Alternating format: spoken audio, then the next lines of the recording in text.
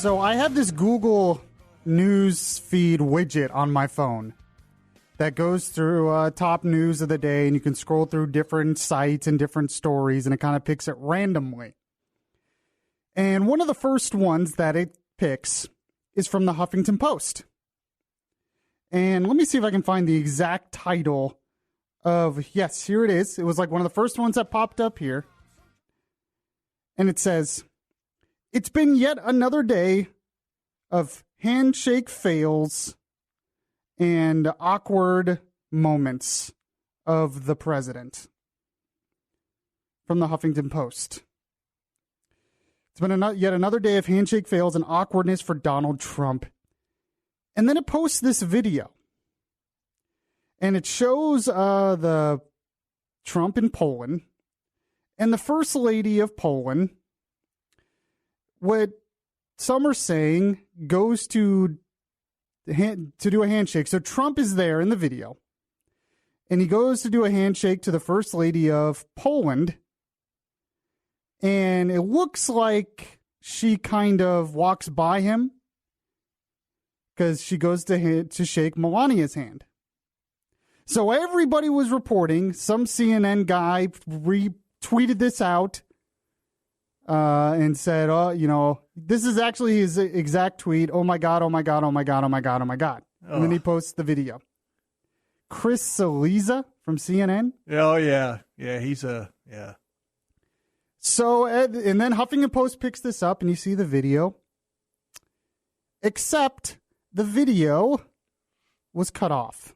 Except that this is literally fake news.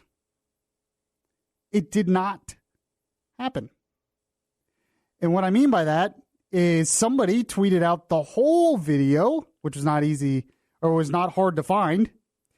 And what it shows is the First Lady of Poland. She goes to shake Melania's hand, doesn't really see Trump. Immediately after she shakes Melania's hand, she turns around and shakes Trump's hand. But, of course, you don't see that. No. And I looked at the video on the Huffington Post thing just to make sure. And no, it cuts off right before that. And Chris Cillizza, I believe it is, he was with the Washington Post before he joined CNN. So what does that tell you? Yeah. And then Brad Jaffe on Twitter, he figures out a lot of this stuff, posted, "Folks, Poland's First Lady did not diss Trump's handshake attempt. She was looking at Melania, shook her hand, then shook Trump's." Then he says, "Stop." My thoughts exactly. Stop with this stupidity of making stuff like this a big deal and then purposely editing it and to try to make Trump look bad. CNN, stop. You're completely ruining your credibility every day. So Trump tweets out a video that you could say is unpresidential, and CNN makes it even worse. It makes themselves look worse.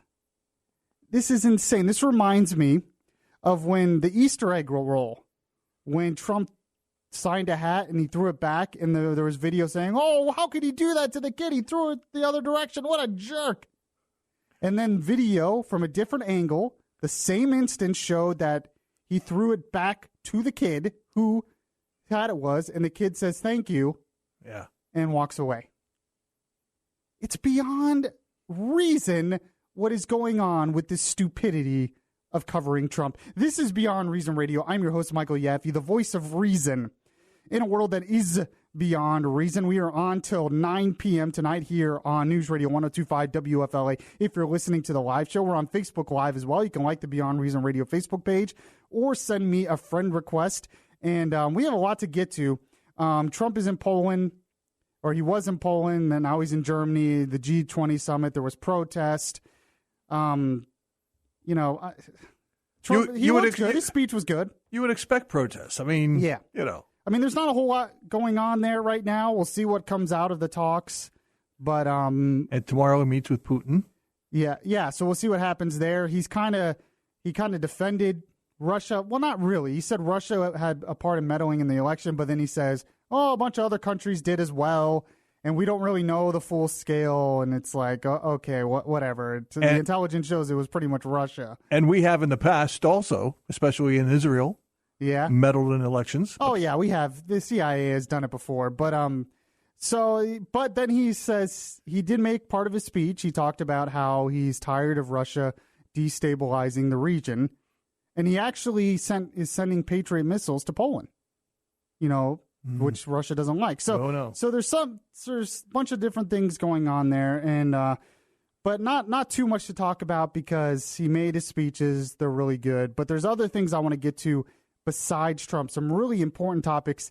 It's kind of been something I've been doing the past couple of shows, that there's things out there that are kind of under the radar that are really, really important, that are not getting enough attention because we're all focused on Trump's tweets and stuff like this stupidity that CNN did today. So I want to get to that stuff today. But first, we have Tom Benson. I haven't introduced you. You're produced. That's all right. We are here. It's almost Friday. Yes, indeed. And we got the big show for 2 hours tonight. That's great. Yes, we do. And you can call 407-916-5400, or you can text to 23680. So this is actually a topic I want to get into, and there's several different angles to this. And it's actually something you shared with me, Tom Benson, that you emailed me, and I thought it was really, really important. So I want to get to it. And it has to do with basically the workforce in this country, unemployment in this country, the future of the workforce in this country, and, of course, universal basic income. Another socialist policy, another big government takes care of you policy that seems to be gaining in popularity. And I understand that a lot of this was promoted by conservative Milton Friedman. Now, the reason he did it was to take over so you would get rid of welfare and just have this for welfare recipients. So instead of having all these welfare programs, you would have universal basic income. That was his idea. That's not what's being floated now. What's being floated now is you just give it to everybody. On top of anything else they may be getting. On top of everything. Yeah. And it's for different reasons than what was Milton Friedman's idea. But Mark Zuckerberg, he took it up once again in terms of Mark Zuckerberg, the founder of Facebook. I appreciate what he did with Facebook. It's really good. But when it comes to a lot of political stuff, not so good. But in a Facebook post about his trip this week to Alaska, the Facebook CEO praised the state's permanent fund, which pools the state's oil revenue and pays out cash dividends to eligible Alaskans. He says, this is a novel approach to basic income in a few ways. First, it's funded by natural resources rather than raising taxes. Second, it comes from conservative principles of smaller government rather than progressive principles of a larger safety net. This shows basic income is a bipartisan idea. Not really. It's a tax refund in reality. Well, it's coming out of, it's the government making money off of natural resources. But yeah, you're right. It's a tax refund. But to say that's going to be how basic income is in the future, where you just give everybody money, it's a lot more complicated than that. And this is not what he's been calling for in the past. But it's an interesting approach. But this idea is being pushed around. Now, in a speech at a Harvard commencement, he did a Harvard commencement speech earlier this year. I have the audio of that. And he talked about this and other things. And this is what he said. Every generation expands its definition of equality. Previous generations fought for the vote and civil rights. They had the New Deal and Great Society. And now it's time for our generation to define a new social contract.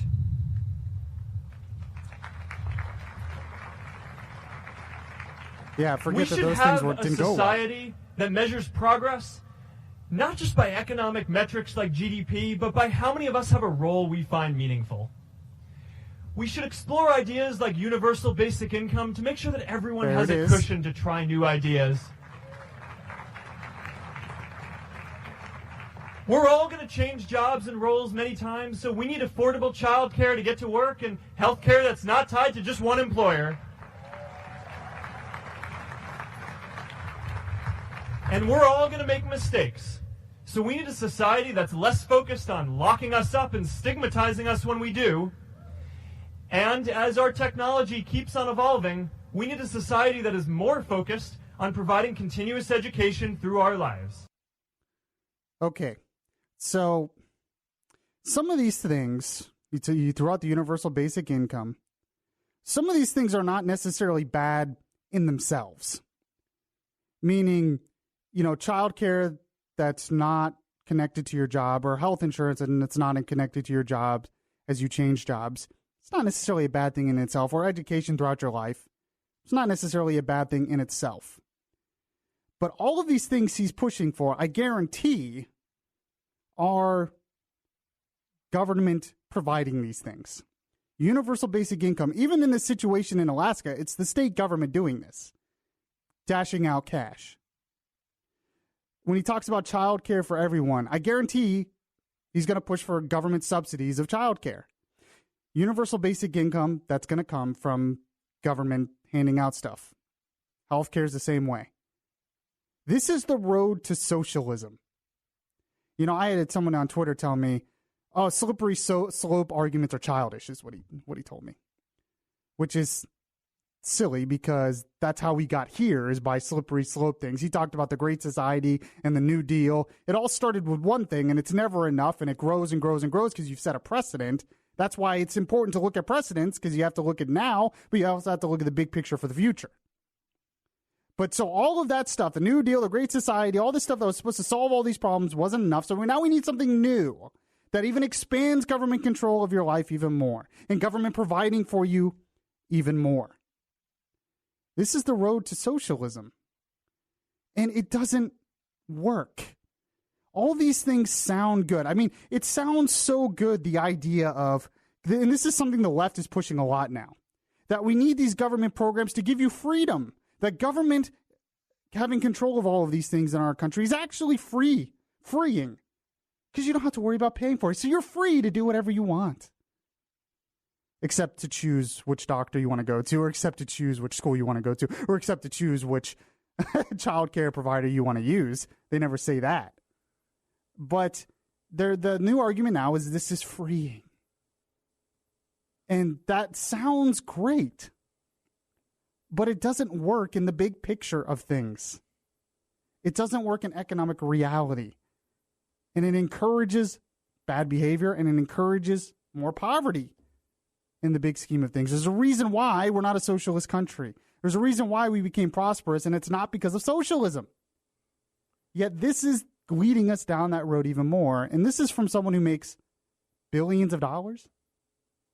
I don't see him, like you told me before the show, Tom Benson, I don't see him divvying out any of his money to people. Yeah. Does he have equitable pay to his Facebook employees? Yeah. I mean, I'm sure he pays them well. Yeah. But I'm sure he makes a lot more than they do. Oh, absolutely. I mean, usually that's what happens in socialism, and never applies to the people at the top. One of the things that people don't think about sometimes when they talk about free college tuition is, and the fact that it's a slippery slope. Think about this.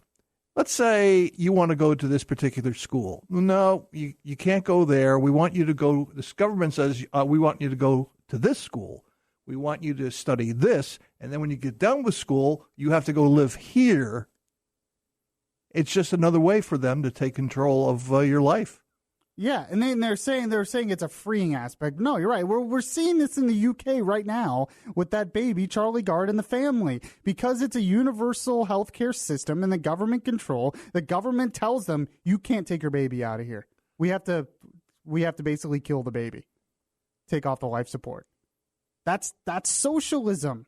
So it's built on good intentions. The Great Society was built on good intentions, but it ruined families in inner cities, especially in the African American community. Oh, it might sound good and freeing, but it's not dealing with reality. Now, after the break, I want to get into an article from the Wall Street Journal, an op-ed, that talks about one of the problems when you create a big welfare state. A lot of able-bodied Americans right now are not working when they should be. 407-916-5400, text to 23680. We also have Peter Ferrara from the Heartland Institute who's going to come on with us at the bottom of the hour and talk about the latest with Obamacare in that effort. This is Beyond Reason Radio. I'm your host, Michael Yaffee. We will be right back. If you miss any of the show, you can download the Beyond Reason podcast on iTunes. The voice of reason in a world that is beyond reason is back now. From an op-ed by Peter Cove in the Wall Street Journal. It says, get able-bodied Americans off the couch. It says nearly 95 million people have removed themselves entirely from the job market. 95 million people. It says America doesn't have a worker shortage. It has a work shortage. The unemployment rate is at a 15-year low, but only 55% of American adults 18 to 64 have full-time jobs. Nearly 95 million people have removed themselves entirely from the job market. It says, according to demographer Nicholas Eberstadt, the labor force participation rate for men 25 to 54 is lower now than it was at the end of the Great Depression. He says the welfare state is largely to blame. More than a fifth of American men of prime working age are on Medicaid. According to the Census Bureau, nearly 3/5 of non-working men receive federal disability benefits. It says, according to the Kaiser Family Foundation, 41% of non-disabled adults on Medicaid do not have jobs. 13 million Americans 18 to 54 currently receive SSDI, Social Security Disability, or Social Security benefits. What they're finding out is a lot of these people are able to work, but they're not. Because what has happened is we have expanded the welfare state, especially under Obama with food stamps and disability and everything, so much that we've killed their incentive to work. Now, it's not the only thing. In fact, I have some audio here from Charles Payne of Fox Business, and they were talking about this article, and he gives some reasons as well. It goes to the welfare state and some other things. But the reason why I'm pointing this out is this shows that universal basic income isn't the solution. That, in fact, if you do a universal basic income, it might just encourage more of this kind of thing. Because what incentive do you have to work and get a job? That's how economic realities work. You need an incentive to produce and to create wealth. And you take away that incentive, and for a lot of people, it just makes them dependent on government subsidies and welfare without actually doing anything with their lives. Charles Payne of Fox Business made a good point as well on this. Go ahead and play that audio for me. And ironically, even though we have an older population, 55 plus, that participation rate has been climbing. I mean, go to a McDonald's or something, right, and you'll see, whoa, someone that could perhaps be your grandparent or something. Here's the real story. We do have a crisis in this country, and we have a crisis where we are paying people not to work. It is just you make too much money and you are simply too comfortable and you do not have to go out there and work. And it's baffling all of the experts. At this very moment, there's 6 million job openings. People aren't even quitting jobs to go get those jobs. And we talk about skills gaps and those sort of things. All of that plays a role. But the fact is, two things I see. And the paying people not to work. Also, with younger men, there's a phenomena out there, and it's already happened in Japan. It began in Japan over 10 years ago. They call it the grass eater movement, where these young men simply do not want to work and would rather stay at home and play video games. That's another problem as well. But, I mean, if you don't have to work, if you can get on Medicaid, because we've expanded Medicaid way beyond the poor and the disabled, it's now for a lot of, lower middle class people. Why would you work? Stay home and play video games. I mean, all this stuff sounds good, what Zuckerberg's saying. The government providing you child care, and the government providing you income, and the government providing you health care. And we all think, and this will free you to do what you should be doing with your life. But then when you actually look at the reality of how the world works, how economic works, how resources are allocated, incentives that people have in their lives to produce, that stuff just encourages more poverty. And that's why socialist countries have such problems. And this kind of talk is on the road to socialism. Now, I'm going to take a call here from John in Orlando. I just have a couple minutes because I have to get to my guests. But you make an interesting point, John, and I appreciate you joining the show. Hello, how you doing? Pretty good. What's your take on all this? So I'm a local author. I wrote a book called Atlas Shouts, and I examine a lot of what's going on with socialism. I mean, the nut of it is you can actually break down socialism as basically a reward system to create increasingly more deception about how you've been wronged by society or you're not getting what you deserve. So what it is it is a direct reward system for bad behavior, as you alluded to before. And capitalism is a reward system to serve your fellow man. Exactly. What we all want to do. Why so the you system basically does invert work. the whole moral system of society. But, John, you had told the call screener you think we're already there in socialism. Oh, yeah, definitely. I mean, you can see things like it really started back in the Reagan era where surprisingly enough, where Reagan, said, hey, we'll get more programs for everybody as you give us our defense spending increases. So we kind of made a deal with the devil, so to speak, there, because he was supposed to be a good Republican that was going to balance the budget, right? But he kind of just tossed that out the window, and a lot of people don't know it. But Reagan increased social spending far more than he increased military spending. He was, if you look at his fiscal patterns, he was basically a socialist that happened to stare down the Russians, which was great and everything. But in the meantime, he made this deal with Tip O'Neill that basically gave, they never had a negotiating position after that, because now they left a bunch of debts for the next guy, and everybody else afterward that could just say, hey, we're not going to control the debt either. All right, John makes an interesting point. I don't know quite if Reagan, I would consider him a socialist. He did expand a lot of spending, and then he regretted it and said it was one of the biggest regrets of his presidency. And he also got rid of a lot of regulations and the tax burden and all that stuff. But I see what he's saying. He increased government spending mostly for, on military stuff as well. But when you talk about we're in socialism, when I look at these stats about how many people are not working, how many able-bodied people are not able to work, and one of the biggest reasons is because they're in these welfare programs and they don't have to work, that's socialism, and that's already happening a lot in this country.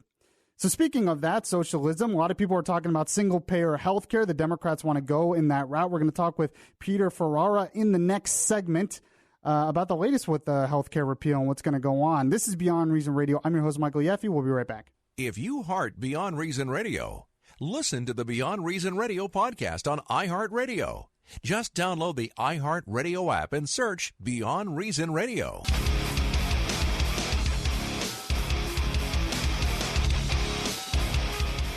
This is Orlando's Smart Talk Radio.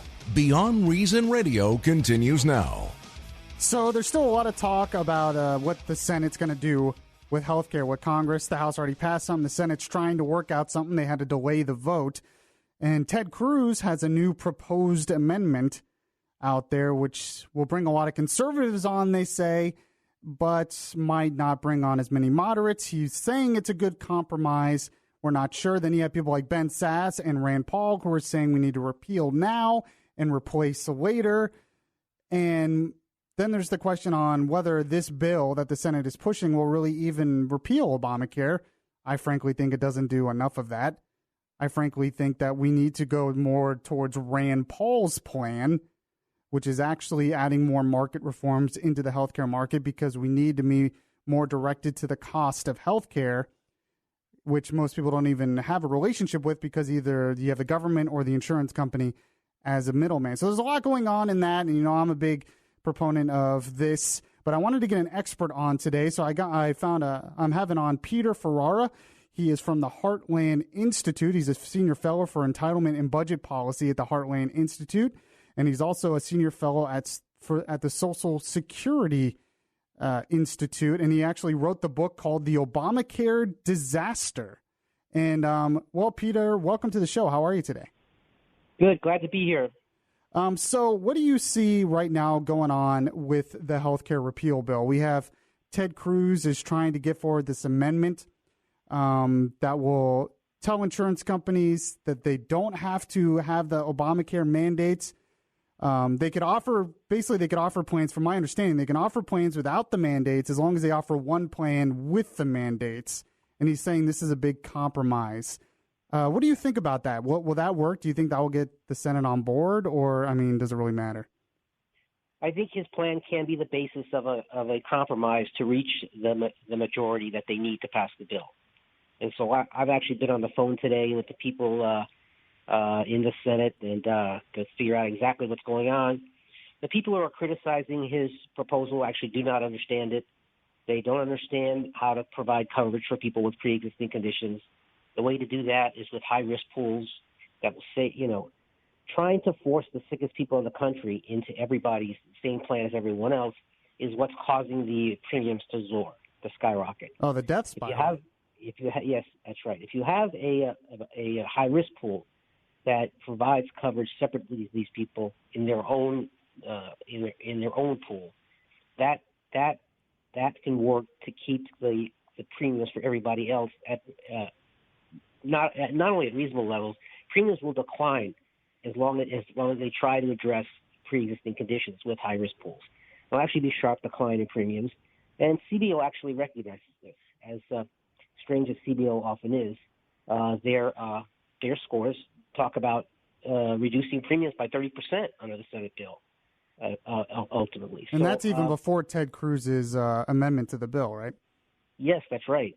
And so I think his bill could be the basis of a compromise, and I think the conservatives are going to go along with the bill from the Freedom Caucus in the House to Rand Paul and Mike Lee and Ted Cruz in the Senate, and Sass and the rest of them, because they understand that they need to pass something. And this is not the last health reform bill that's going to be addressed, that's going to be on the floor of the Senate. So the wise thing to do is get what you can today while it's hot, and then come back for anything else that you think is still left on the table after that. But you gotta just repeal Obamacare when you can, and then the Republican alternative will deliver on all the promises made but broken by Obama in order to pass the Obamacare in the first place. So under the Republican plan, if you like your health plan, you will be able to keep it. If you like your doctor, you will be able to keep your doctor.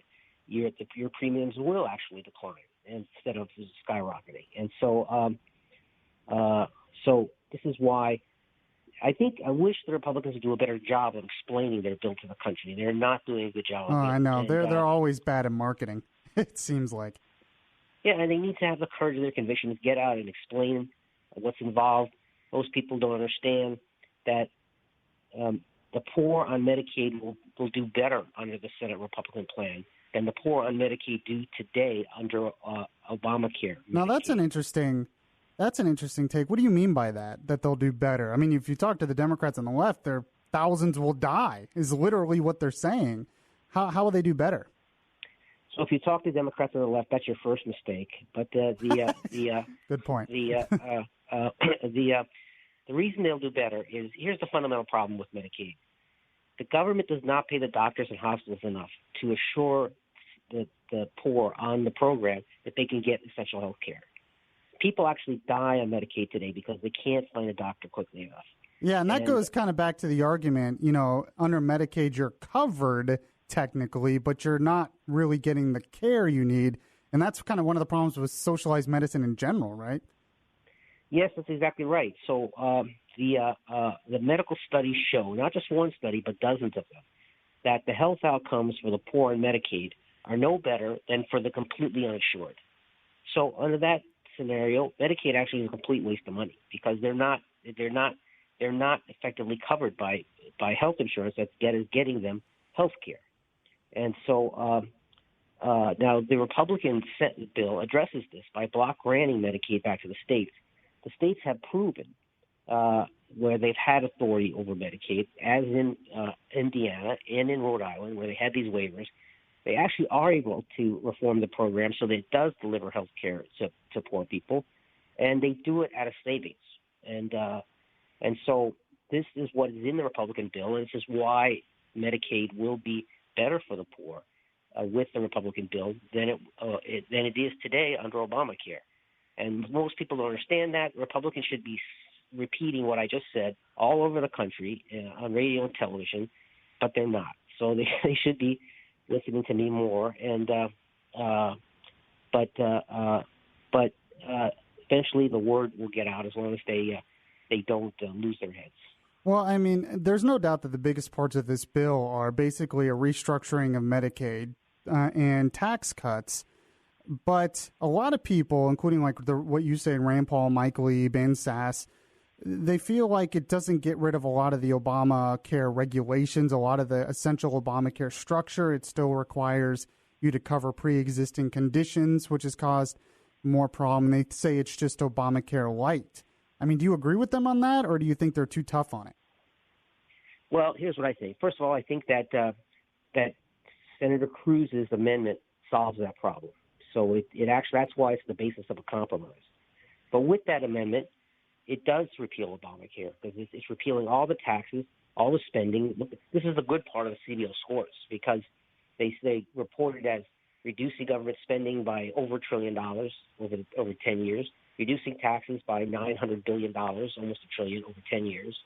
And most of that reduction is in entitlement spending, which is out of control, threatening the entire country. And then and it repeals the individual mandate, it repeals the employer mandate. And so what still remains to be repealed is all the regulations. And this is where I'm surprised that I'm reading that too many Republicans don't understand how you deal with pre-existing conditions. But the way the free market way to deal with pre-existing conditions, the Republican way, is through a high-risk pool. If you're not insured, you never buy insurance. And then you get heart disease or cancer or some very costly illness like that, and you can't then buy private health insurance because you remained uninsured, and so you never bought it until you got too sick to buy it. Except then, now under Obamacare they can, right? Yes, under Obamacare they can, but that is why premiums are soaring. Yeah, exactly. Imagine if you were selling fire insurance and you passed a law which said, hey, people can call and buy fire insurance when their house is already on fire. Yeah, that's exactly right. Who's ever going to buy fire insurance? And it's not just that it's costly to insure houses that are on fire. It's that nobody else will buy any fire insurance because they know they can always call once it catches on fire. And so that's the problem with this guaranteed issue and community rating. You can't try to cover people that way. That's why you need the high-risk pool. So because I do believe in making sure people have coverage when they get sick, when they're uninsured. But that's what the high-risk pool is all about. And, Cruz is in favor of whatever funding is necessary in the bill to assure that the states can adopt these high-risk pools. They've proven to be a low-cost way. Forcing the sickest people in the country into the same market in the same individual market as everybody else is what's causing insurance premiums to skyrocket. Now, the individual market covers only 15% of the country. Right. So they're spreading all the costs of these sickest people in the country onto just 15% of the country. This is why it's causing these death totals. With high-risk pools, you spread the cost across all taxpayers, make a contribution to make sure, because you do need someone to pay for the health care of these sickest people. We're not going to just tell them, tough luck, you didn't buy insurance on time, so you're out. Well, and that's what I was going to ask you next is, I mean, you're talking about high-risk pools as a solution, but how do you keep the high-risk pool solvent if everyone on the high-risk pool is sick? Doesn't that kind of create the same problems as what we're having in the general market with too many sick people in one pool? The key to the risk pools is that you spread the cost of these sickest people across all taxpayers, not just a small segment, not just 15% of the country, which is how it works under Obamacare. Obamacare brilliantly says that we're going to put all the sickest people into the individual market because in the employer market you already have health insurance, and so you don't become sick with pre-existing conditions. The employer market, you already have the health insurance, so you don't end up with people. The people who are uninsured, you end up with these uninsured, but getting these very serious illnesses while they're uninsured.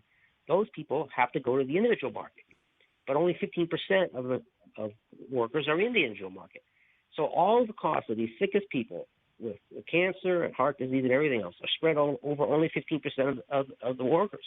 The reason high-risk pools work better is because they spread everybody shares on the cost. And this is a cost that we all should share in because none of us want to see our fellow Americans die without health care. And so this is the good solution. And this is what too many people talking about the issue these days don't seem to understand. Now, when the states ran health insurance regulation, They understood you cannot ask fire insurance companies to insure houses that have already caught fire. So only for over 100 years of state health insurance regulation, only 7 states actually fooled around with this guaranteed issue and community rating, which, as a matter of logic, obviously cannot work. I'm surprised that so many senators are trying to run around saying that won't work otherwise. Well, I think that their goal is, a lot of the Democrat senators anyways, I mean, a lot of them have come out and said that their goal really in the end game is socialized medicine, is a single-payer system. And that's why, the community rating and all that, they understand it doesn't work because it's really just a step towards socialized medicine. Would you agree with that? Yes, Steve. So you see the experience with Medicaid shows the problem with so-called, quote-unquote, single-payer. Ask yourself this question. What do you do under single payer when the single payer won't pay? That's a great point. It's a single payer, so there's nobody else. There's nobody else you can go to. It's not like you can go to the McDonald's across the street to get your health insurance, your health care. It's a single payer. So when a single payer says we're not paying for that, where does that leave you? It leaves you actually dead, to use an overused term. And but the Democrats seem to think, it's your social responsibility to accept that. That's what they tell people in Great Britain, where at a certain age they tell people, we're not going to give you health care anymore. We're not going to give you health care for the disease that's going to kill you. Well, you're a burden on society at that point, is what they... Well, that's right. And so they people there accept the idea, yes, it's my social responsibility to just quietly go off and die. Oh, geez. And that's not a pro-social position at all. That's not a socially humanitarian position, which is why Americans have always resisted that kind of socialized medicine in the British healthcare system. I wrote about this in the Obamacare disaster. And what I said was, quote unquote, more people in Great Britain have died as a result of the National Health Service than died at the hands of Nazi Germany during World War II. Wow. That's a bold statement. More British people have been killed by the National Health Insurance than were killed by the Nazi army during World War II. It's so funny that you say that, because every time I have a debate with someone who promotes a single-payer system, they say, no, their healthcare studies show that the healthcare is better there, that health is actually better for people there than it is in the United States with less cost. But you're saying that's not true at all. Yes, when you hear someone say this, say, well, please explain this to me. Where do you go under single payer when the single payer won't pay? Which is what they do in Great Britain. They say, at a certain age, we're not paying for this, we're not paying for that. And this is why, in fact, contrary to what these liars say, the life expectancy of senior citizens in Great Britain is lower than it is in the United States, because they don't get the health care that people get under Medicare in the United States. And so when they're telling you that, they're just trying to trick you, they're misleading you. It's like the New York Times talking to you, which wakes up in the morning and says, okay, what can we do to mislead people to support, socialism today? So it's calculated deception, actually, is the term I use. All right, we've been talking to Peter Ferrara, who is out of the Heartland Institute, a senior fellow out there, and also wrote the book, The Obamacare Disaster.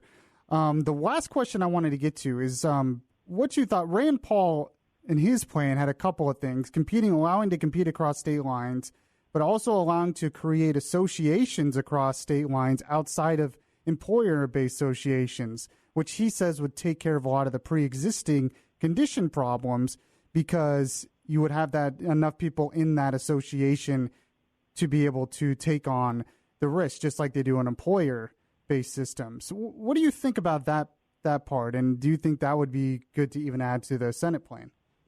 I think he's right about all that. He's right about those points, and he should, he and Cruz and Mike Lee should join forces and try to communicate to their fellow Republican senators that this will work to ensure coverage for people with pre-existing conditions, and they need to explain the high-risk pools. Right. And not only to each other, but to their constituents. They need to go back to their states, get bone up on the issues, and display the courage of their convictions, and explain to people exactly like I'm doing on this radio show today. You need to have Republican senators from Florida come down and explain to the people in Florida these issues, so that because they're just not doing a good job explaining today. And if they want some help, they can call me. I'll be glad to help them. All right, Peter Ferrara. Yeah, I'll let them know. If I hear from Marco Rubio and anyone, I will tell them to call you. I appreciate you coming on the show. We'll definitely have to have you on again. I appreciate it. Well, thank you for having me on the show. Thank you so much. All right, we're going to end this hour of the show with things that made Yaffee laughy. This is Beyond Reason Radio. I'm your host, Michael Yaffee. We'll be right back. It would be beyond reason not to listen to Yaffee on your TuneIn Radio app. Download the app today and search Beyond Reason Radio. The conscience in your ear telling you the difference between right and wrong. Yaffee is back on the air.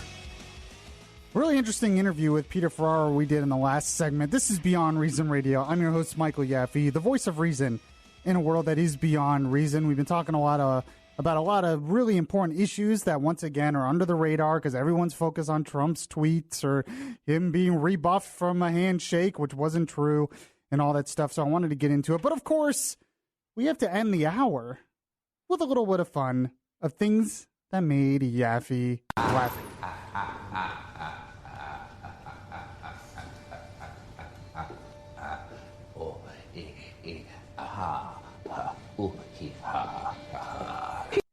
I talked to a friend of mine, the wife of one of my best friends, and she says this is her favorite part of the show, she told me, or the 4th of July weekend. She says she tunes in extra closely when she hears that laugh track. So I thought this was funny. There's a guy by the name of Bernard Tomic. He's a tennis player who played at Wimbledon, and he lost in one of the first rounds. So they did an interview with him after and asked him why, and this is what he said.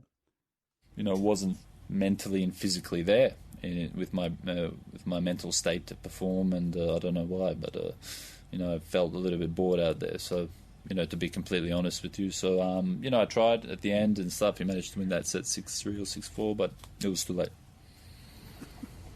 You thought of giving the money back? Which money? Prize money turning up. Well, if you asked Federer to give back $500 million, would you do that or not? That's so weird. You were just saying you were bored out there. Well, we all work for money at 34. Maybe This is crazy. I can donate to charity, but if you ask Roger if he'll do it, I'll do it. So would you donate it to charity? Well, if Roger and Novak, these guys do it, I will, no problem. So have you ever felt like that before in a game? Many times in my career, and I'm sure you guys know that. So they asked him why he lost, and he said, oh, well, I was just bored out there. My head wasn't in the game. And then she asked, are you going to give back the money? And he says, oh, no. You ask anybody else to give back the money? But you're a professional athlete making how much money? You're in Wimbledon. And, I was bored. I just wasn't in it today. Whatever. Just get my check and go home. It's just, I've never heard anything like that. Yeah, I don't think he's going to be getting a lot of fans lately. All right, that's the end of the first hour. We have one more hour to go. I appreciate you all joining me so far. Make sure to catch the podcasts anywhere podcasts are available, and I will be right back.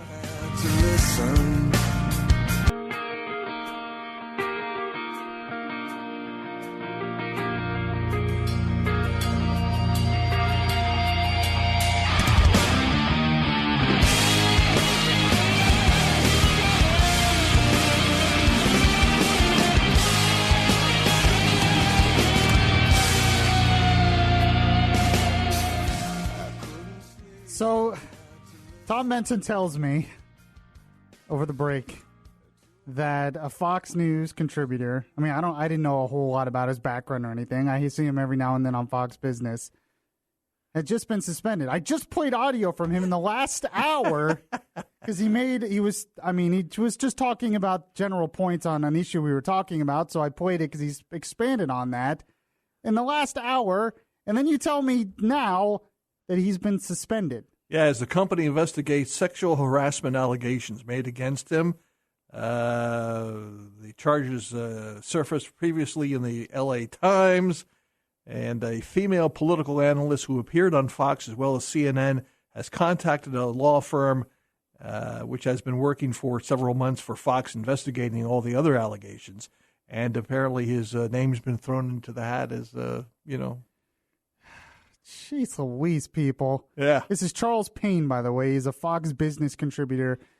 I just happened to catch that one segment with him, which I played in the last hour because it was the issue we were talking about, and I thought it was an interesting point. I didn't know all this about his background, and now he's been... Jeez Louise, people. Yeah. Can we stop with the sexual harassment in newsrooms? Is this like a big epidemic that I'm not aware of that's going on in the world? What is happening with this? It's just crazy. When I played his audio in the first, I don't even know. This could be unfounded. I have no idea. It could be just a witch. I have no idea. I just happened to catch that segment. I see him every once in a while. It's just thought it made an interesting point. It's a breaking story now, so we'll see what happens. It's just you play someone on any of these news sites, and then even an hour later, you find out something crazy about them like that. All right, this is Beyond Reason Radio. I'm your host, Michael Yaffee, the voice of reason in a world that is beyond reason. And I have Tom Benson, who is producing for me tonight. I'm about to play audio from Mike Huckabee. Do I need to do some... He hasn't been fired for sexual harassment, has he? No, Fox? but we better not hesitate here. Jeez Louise.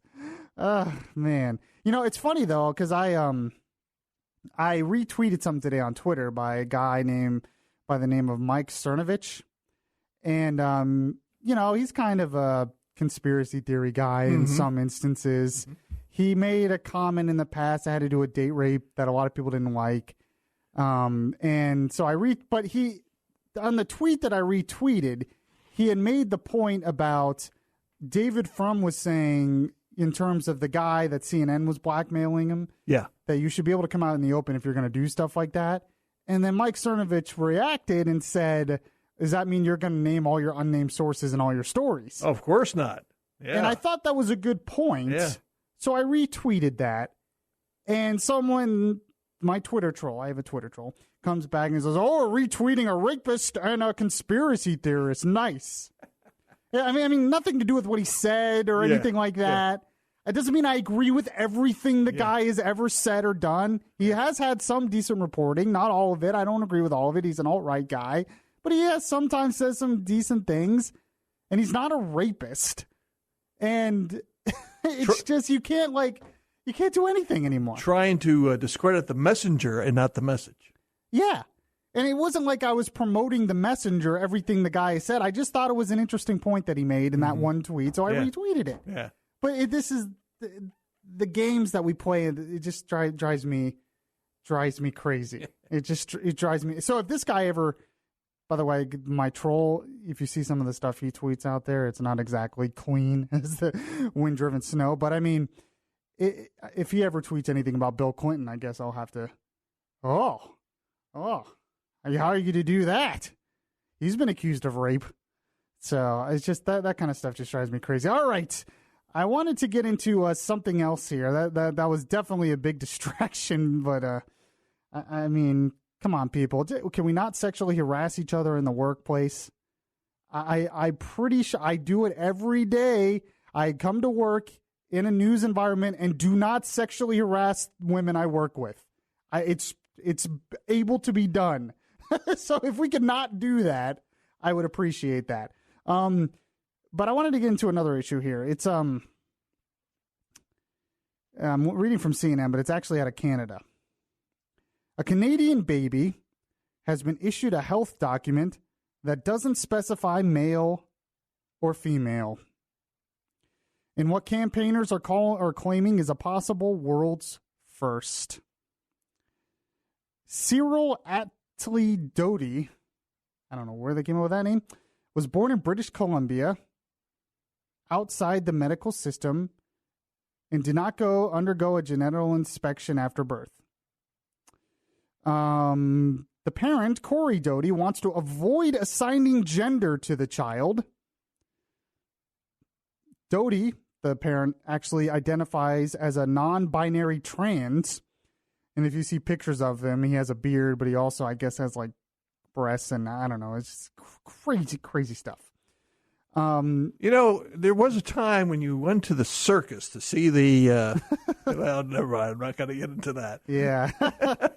So this person, because this parent has problems, wants to pass the problems on to the child. So they're just not identifying a gender. Now, I have audio here from the parent, Corey Doty, asked on a Canadian news network about this, and this is what I guess he said. Here it is. I want to be able to give them the most open opportunity to develop as a whole human. And I don't want to be restricting them to what might come with a box as guessed by what their genitals look like. So his point is that by assigning a gender based on the baby's biology, you're restricting the child. So should we not call the baby a human? Because that's restricting the child. What if the baby doesn't identify as a human being? The logic is silly. It's ridiculous. This debate has gotten crazy, and none of it's based in reality. The reality is what your genetics say it is. That's the reality, people. Popeye used to say, "I am what I am." Apparently that doesn't apply anymore. Now, Mike Huckabee was on The Story with Dana. It's usually with Martha McCallum, but Dana Perino was hosting last night, and he was asked about this. And this is what former Governor Mike Huckabee had to say about it. There really is one of two choices. A person is a male or is a female. That's a biological reality.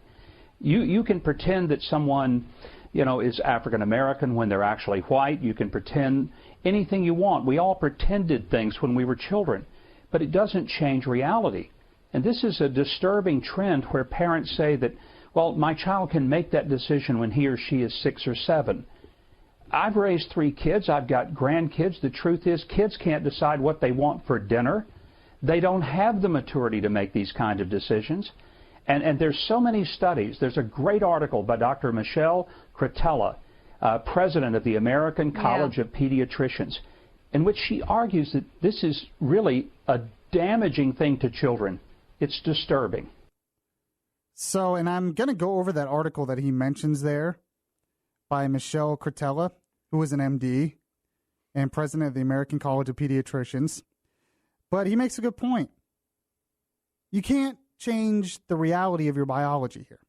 But not only that, okay, this is beyond that. Because this isn't even a person saying, well, I'm actually a male. I'm a female, but I'm actually a male on the inside or something. This is a baby who obviously cannot understand the decision. And the parent is forcing this craziness onto that child. So this child is going to grow up extremely confused. Confused from the get-go. When it's your job as a parent to train the child in the right direction, but now we're going on and saying the child's going to be like, well, my biology says I'm this. And the parent's going to be like, no, but you can be whatever you want. No, you can't. You can't be whatever you want. That's just reality. I mean, adults, we live in a free society. And adults, if they want to change their sex through surgery and stuff, they have the freedom to do that. But it's gone way beyond that. And by the way, it's always hard to talk about this. I lost a friend on Facebook because I criticized someone who was a female and turned to male. And that person had a period, had a menstrual cycle. And he's like, well, that doesn't make me any less than of a man. And I said, yes, it does. If you're having menstrual cycles, you're not a man. And I was, criticized heavily for this. How could I belittle this person going through this? You should accept it, all this stuff. So that's where we are. But it's even beyond that. According to this article that I found from Michelle Cretella that Mike Huckabee mentioned, she talks about how it's even beyond that in clinics around the country, and they have gender clinics now, that they're going through this where they're telling kids to accept that they can change their gender identity. So she says the distressful condition, once dubbed gender identity disorder, which is what it is. It's gender identity disorder. It's a mental disorder. It's now been renamed gender dysphoria. And there are more and more pediatric programs that are encouraging and affirming kids who have this gender identity disorder and telling them, oh, well, you can choose whatever gender you want, even though it's not reality. And she goes through reasons why this is a problem. And, I talk about this and, I'll be called a bigot, a hater. I don't hate people that have this issue. I don't hate them. There's not really many people that I do hate in general. But this is going beyond that. We're talking about facts. And this is someone who is actually laying out scientific studies and facts on this issue and adding to the debate here about this with reasonable thought. And this goes beyond that, because if this is a mental disorder, it's almost child abuse at this point if you're a parent trying to change the identity, the sex or whatever, through all this sexual surgery and pills and everything. Because when they're young, they say, oh, I want to be a girl now, even though I'm a boy. And the parent goes, oh, okay, and they put all this stuff on the kid and all these pills and all this surgery, and that's almost practically child abuse. And yet now we're just accepting it, when it's supposed to be the job of the parent to guide the kid in the right direction. You do it with other parts of the kid's life, but here you're supposed, oh, well, I'm just going to accept it. Even though, as she goes through in this article, there are studies that show that there's no scientific basis for this being trapped in the wrong body of the wrong sex. She talks about how there's been studies out there of twins. You look at identical twins that contain 100% of the same DNA from conception and are exposed to the same prenatal hormones. If this idea that you're born in the wrong body, then with these twins, both twins would have this problem then, because they have the 100% genetics. But that's not what happens. In fact, only 28% of the identical twins both identified as transgender. That's the largest study of twin transgender adults by Dr. Milton Diamond in 2013. Only 28% of the identical twins both identified as transgender. 72% of the time they differed. So this shows that this is a mental problem. And a lot of times it's environment. It's problems that happen in growing up in their environment and their nurture that cause these things. Because if it was actually a scientific fact in your genetics that you're born in the wrong body, both twins would have this. But that's not what they're finding. That's not the case. She says another lie is that gender identity is malleable, especially in young children. It says 75 to 95% of pre-pubertal children who are distressed by their biological sex, they eventually grew out of that distress. So this is another issue. If you have these young children who say they're the wrong gender when they're kids, now the idea is we have to encourage that thought and maybe even participate in helping change their sex, when 75 to 95% of the time they grow out of that. But now they don't have a chance to grow out of it because we encourage that confusion. See, this is why we talk about this. This is why it's a real debate. Some people say, well, transgender people have done nothing to you. Why do you care what they are? Because now we're getting into children, which is a problem, but they have done stuff. They want to be able to use whatever bathroom they want. They want to be able to join the Girl Scouts if they're a boy and all this other stuff. They want schools to participate in this. So it is being pushed on us in society beyond just, oh, we should just accept it and it doesn't affect me at all. It does. And then they've had problems with some of these pills that apparently change, hormones in someone to match their sexual identity. And it goes on. This is not a proven thing that we should just accept. There could be a lot of issues. Now, in this article, she says, bottom line, transitioning affirming protocol is child abuse. says the crux of the matter is that while the transition-affirming movement purports to help children, it is inflicting a grave injustice on them and their non-dysphoric peers. These professionals are using the myth that people are born transgender to justify engaging in massive, uncontrolled, and unconsented experimentation on children who have a psychological condition that would otherwise resolve after puberty in the vast majority of cases. Today's institutions that promote transition affirming are pushing children to impersonate the opposite sex. By the way, I keep hearing this argument that, well, gender and sex are not the same thing.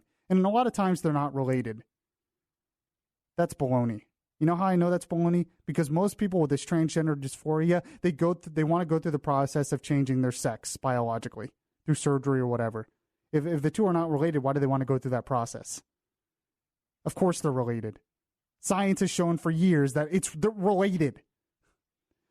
It says today's institutions that promote transgender affirmation are pushing children to impersonate the opposite sex, sending many of them down the path of puberty blockers, sterilization, and the removal of healthy body parts and untold psychological damage.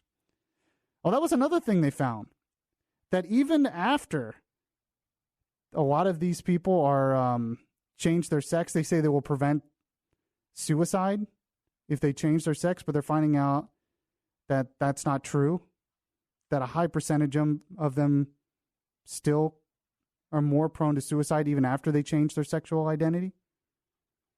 There's a lot of issues here in this that are very serious, especially when you're talking about children. And they need to be addressed. And we can't just blatantly, oh, well, this is how it should be, because we want everyone to feel good. It has to be about more than feelings on this. What do you guys think? 407-916-5400. Text to 23680. I'm going to play my voice of reason of the day on this as well in the next segment, and we'll talk about this more. This is Beyond Reason Radio. I'm your host, Michael Yaffee. We'll be right back. Subscribe to the Beyond Reason podcast today on your Stitcher app and hear the voice of reason anytime.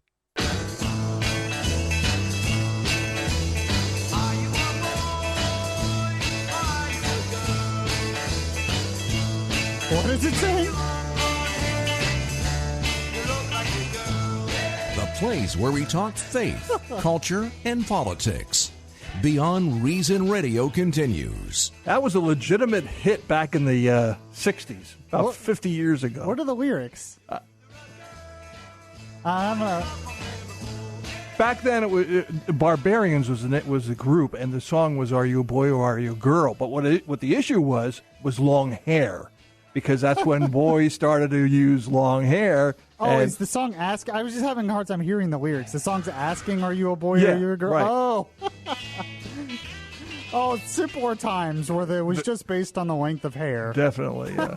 Simpler days. Now we have parents raising their kids without gender identification at all. Young kids that saying, well, I'm actually a girl even though I'm a boy and I want to go through a sexual transformation. The parents just say, okay. And they just go along with it, and we think this is just great for society. Whatever makes him or her happy. Oh, yes, we just want them to feel good. It's all about feelings. I was looking at the article that I was mentioning earlier from the president of American College of Pediatricians, Michelle Cretella, and talking about suicide rates. And she had pointed out, let's see here. I just had it. Here we go. Adults who undergo sex reassignment, even in Sweden, which is among the most LGBT-affirming countries, have a suicide rate nearly 20 times greater than that of the general population. Clearly, sex reassignment is not the solution to gender dysphoria. Because they think, well, we need to accept it, and they won't go through these suicide rates. No, they still do a lot of the times, even after the sexual transformation, because it's a disorder. It's a mental disorder. She had talked about earlier as well that she says the fact that in normal life and in psychiatry, anyone who consistently and persistently insists on anything else contrary to physical reality is considered either confused or delusional is conveniently ignored in this case. So in any other situation, if a patient in psychiatry, insists that something is reality even though it's physically not, they're considered delusional or confused. and have some kind of mental problem. But not when it comes to... But when it comes to this, no. Yeah. We just accept it. It shows the madness with a lot of this stuff. So I wanted to play my voice of reason of the day on this, and it's none other than Ben Shapiro. Ben Shapiro. I caught this from his podcast. He is huge on this issue. He actually travels to college campuses and has made speeches on this and had debates on this and really big on this and got into some trouble. He was on a CNN headline news once, and there was a transgender woman, a man who said he was a woman and trying to make that transformation, and he called him sir to his face, even though he says he's not, and he threatened him live on TV. It was pretty interesting. I came out a few years ago, but here I thought he made a really good point on this because we were talking about the Canadian baby who was not given a gender identification on the birth certificate at all because he needs the freedom to choose. And Ben Shapiro reacting to this is what he said. What this really is Doty imposing his own mental illness. I think it's a guy. His own mental illness on his child. Right? This guy has a problem, and now he's going to impose it on the child. You've seen this actually. There's been a movement in some leftist circles by some deaf parents to do this to their kids, try to raise their children as deaf. This is an actual thing now, and it's disgusting. I mean, why would you possibly want to raise your child with what is, by any measure, a disability? It is a disability not to know what gender you are. Okay, it makes your life much more difficult. It makes your life much more unhappy. People who are suffering from gender dysphoria have a 40% lifetime suicide rate, and you are damning your kid to confusion and upset because your biology still dictates your gender. Okay, biology and gender are still innately intertwined, and pretending that you're just a bag of goo. You're born as a bag of goo, and then you shape yourself into something else. That's not the way it works. Your brain doesn't work that way. Your body doesn't work that way. And there's a strong case that this is child endangerment and they should take this kid right out of the home because this is disgusting. It is your job as a parent to guide your child. It is not your job to let the kid wander around. I assume that Doty is feeding his child, right? I assume that Doty is actually giving food to the kid. Why not let the kid find food for theirself? Why not let the kid change their own diaper? Well, you would say because the kid isn't physically capable of that. Well, guess what? Children are not mentally capable of deciding their own gender. Guess what? Adults aren't either because that's stupid. Okay, you can't decide your own gender. Your gender is connected with your sex. You are what you are. I could not agree more. I thought his point was well taken when he's like, that you're born as a bag of goo, and then you can just chew. You're just a bag of goo without any type of realities built into your biology or DNA. You're just a bag of goo, and then you can choose whatever you want to be after that.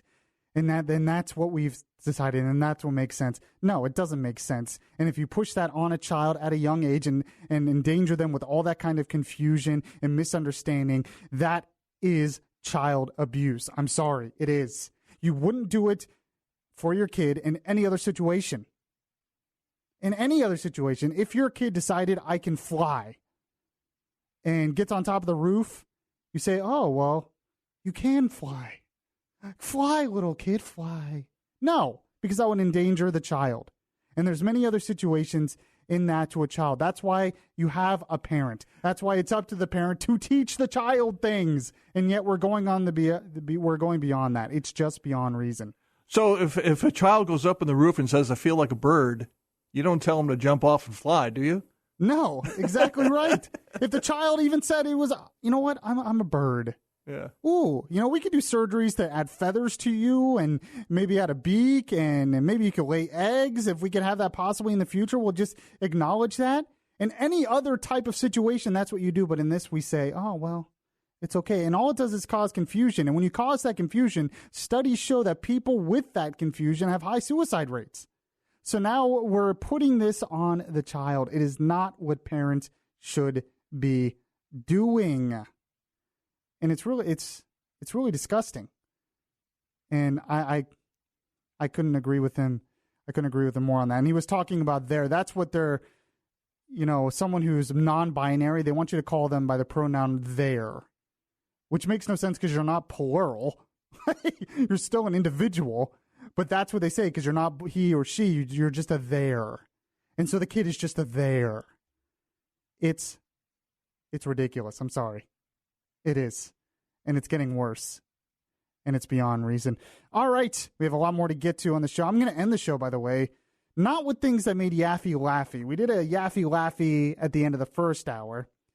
But it's kind of similar, maybe. I'm going to do things that made Yaffee happy because there were a couple things that happened today in the world that made Yaffee happy, believe it or not. So we'll talk about that. This is Beyond Reason Radio. I'm your host, Michael Yaffee.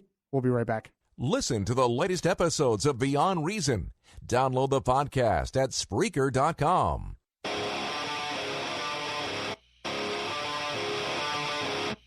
Your safe space for conservative thought, not for political correctness. Yaffee is back right now. Yes, welcome back to the show, everyone. This is another edition of Beyond Reason Radio. I'm your host, Michael Yaffee, Orlando Smart Talk Radio. We have Tom Benson producing as well. We've been on since 7 p.m. tonight. If you're listening to the live show here on News Radio 102.5 WFLA, if you missed any of the show, check out the podcast anywhere podcasts are available. You can download the Beyond Reason Radio app. You can go to our Facebook page, like the Beyond Reason Radio Facebook page. Follow me on Twitter at Beyond Reason R, or you can even send me a friend request on Facebook. Just send me a friend request. I will accept it. And the Facebook Live video of the whole show is there as well. Talked about a lot of different things. In the first hour, we talked about Zuckerberg's push once again for universal basic income and how we already have a problem of too many able-bodied people not working because they're on some kind of government assistance program. And I didn't even mention how Bernie Sanders wants to expand benefits. You know, we talked about on yesterday's show how he wants to expand benefits that would cost $32 trillion in the next 10 years. That's a whole restructuring of our economy and our society, which could be very troubling. But so we talked about that in the first hour. In this hour, we talked about the transgender issue, a Canadian baby not given a gender identity, and how this is not good for a lot of our society. And by the way, this doesn't mean I hate anyone who is going through this. I don't hate them. I'm not a hateful person. But there are big issues we have to discuss here. You know, that's usually the thing thrown out. If you disagree with homosexuality, you're scum. You're such a hater. You're such a bigot. Well, no, I don't hate them. I just have different beliefs than them. Tolerance never seems to go both ways in these situations. You know, I tolerate transgenders. I tolerate homosexuals. It doesn't mean I agree with what they're doing, but that's not what tolerance is. Tolerance is tolerance. But a lot of people just don't tolerate Christians, for instance. So there's that. We talked about that. So make sure to check out the podcast if you missed any of that. I found this story very interesting, Tom Benson, and I wonder if this is going to start becoming a trend. Mm-hmm. And I feel like maybe it is. We're starting to get to this point because it's just gotten so ridiculous. South Park creator said he worries his show is becoming too much like CNN. Now, what does he mean by that? Mm-hmm. He says the creator of South Park thinks TV shows have gotten so inundated with jokes about President Trump that people are getting tired of them.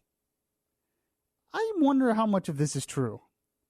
I've always wondered if we're going to get to this point where the outrage of everything Trump and the making fun of everything Trump. I've talked about how the late night shows are obsessed with him. And all late night shows have made fun of presidents, but we have never seen it on this level on every show. It's never been as vicious as it is. Yeah, and it's vicious. And they're doing it because of ratings. There's no doubt in my mind this is because of ratings. Just like a lot of the conservative talk show hosts on my side of the aisle praise Trump continuously all the time because they know their base likes it and it gets them good ratings. So, but I wonder how this is going to continue. And really what the left should do is they should learn from the right, because for 4 years when Obama was first elected, most conservative talk radio hosts spent most of the time hating on Obama. They just did. And it worked for them, their ratings. But then Obama was reelected in 2012. And the ratings tanked after that. People were tired of the outrage, especially after he was reelected. They were just burnt out. They were tired of it. Now Trump came along and helped all the ratings again. So, all these media people should thank Trump for that. But I just wonder if we're kind of getting to that point on the other side now. He said, this is the creator of South Park. He said, we fell into the same trap that Saturday Night Live fell into, where it was, dude, we're just becoming CNN now. This is what Trey Parker, one of the creators of South Park, told the Los Angeles Times on Monday. He said, we're becoming tuned in to see what we're going to say about Trump. Matt Stone and I hated it, but we got stuck in it somehow. is what he said. Parker said the show will not focus on Trump the way other shows do. He says, we probably could put up billboards. Look what we're going to do to Trump next week and get crazy ratings, Parker said. But I just don't care. CNN faced widespread backlash Wednesday for seeming to imply the network would reveal the identity of Reddit user who made an anti-CNN Trump-themed GIF if he reneged on an apology, so forth. And then Texas Senator Ted Cruz said that might be illegal. So there's a whole bunch of issues here. But he makes the point how he's really just tired of this anti-Trump stuff. That it's everyone in TV has become so obsessed with the idea of hating on Trump.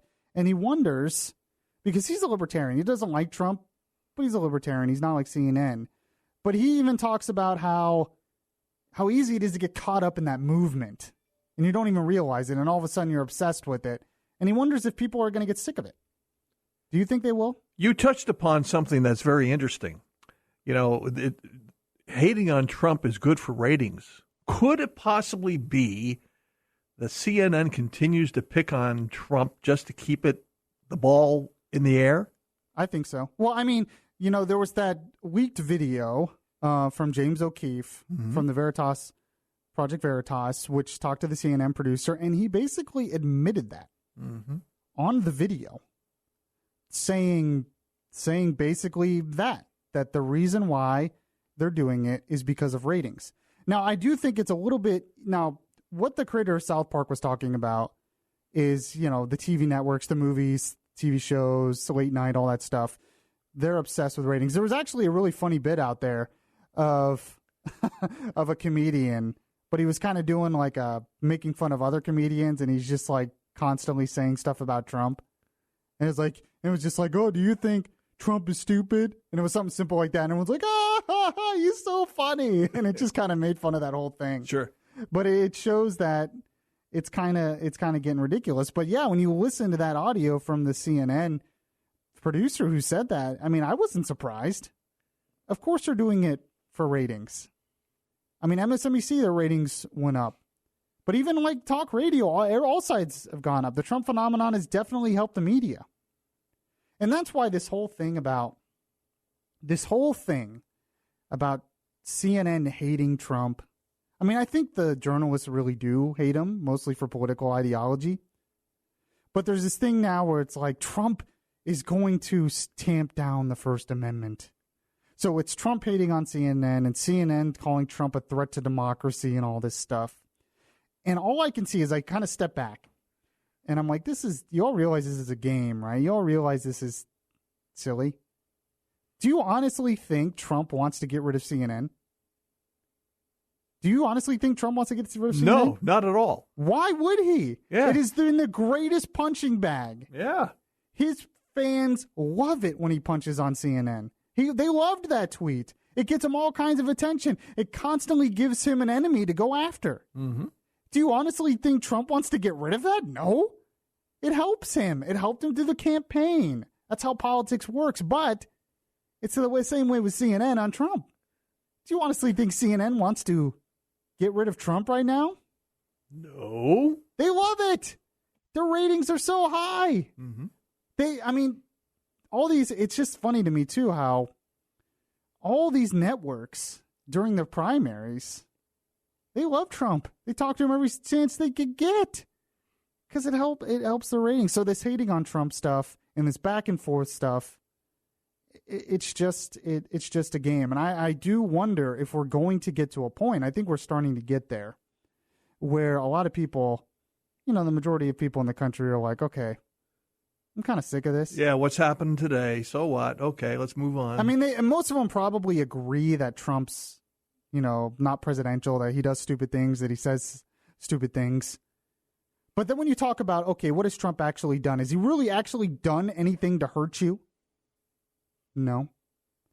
Has he really been that transformative of a president outside of nominating Gorsuch? He hasn't really done anything so transformative that it affects you in such a negative way that there's so much outrage. And yet that's what's happening. And eventually people are going to be like, well, I don't understand. I mean, he's not done that much, but we're just hating on him just because it's him. So I think the creator of South Park here might be on to something, that you're going to start seeing a lot of people kind of sick of it. But anytime you say that, Trump then does something that gets all the attention and gets everyone fired up again.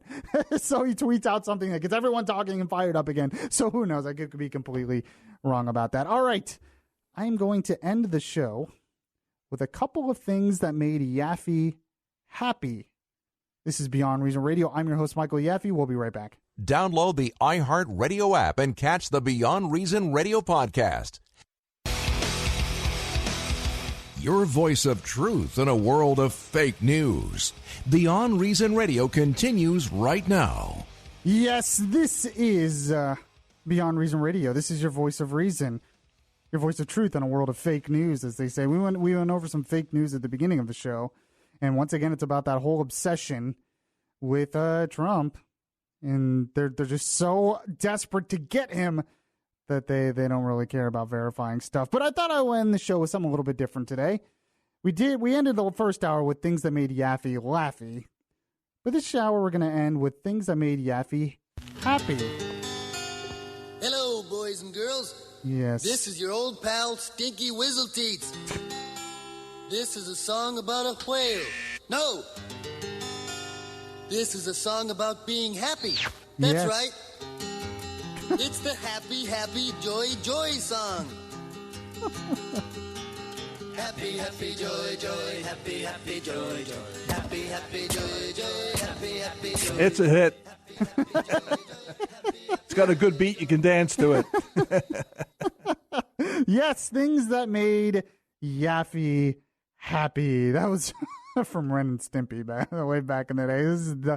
I can't believe that was actually a kid's show. There's just stuff that happened in this show. So, one thing that made me happy today is Mike Pence today made a visit to the Kennedy Space Center.